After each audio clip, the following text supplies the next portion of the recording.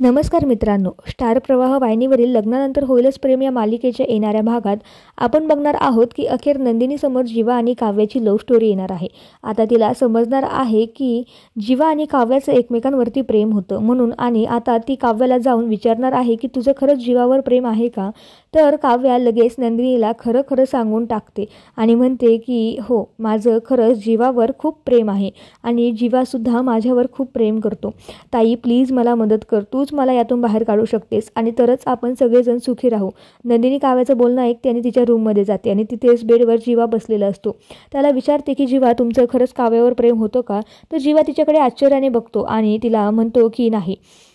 यावर नंदिनी बोलते की मला सगळं काही खरं समजलं आहे, आता तरी खरं बोला तुम्ही। तर जीवा म्हणतो की या गोष्टीला खूप उशीर झाला आहे, आता सगळं संपलं आहे, आता काही होऊ शकत नाही आणि आता तुम्ही सुद्धा हा विषय सोडून द्या, असं बोलून जीवा तिथून निघून जातो। मात्र नंदिनीला खूप त्रास होत असतो।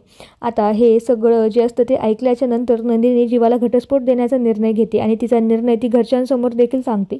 आता ती सगळ्यांना सांगते की जीवा काव्याचं प्रेम होतं आणि मी या दोघांना एकत्र आणणार आहे, त्यासाठी मी जीवाला घटस्फोट देणार आहे। हे ऐकून घरच्या सर्वांना खूप धक्का बसतो। घरचे सगळेजण नंदिनीला समजवण्याचा प्रयत्न करतात पण ती कोणाचंही ऐकून घेत नाही। जीवाचं देखील आता हळूहळू नंदिनीवर प्रेम व्हायला लागलंय आणि आता इकडे पार्सचं देखील काव्यावर प्रेम व्हायला लागले।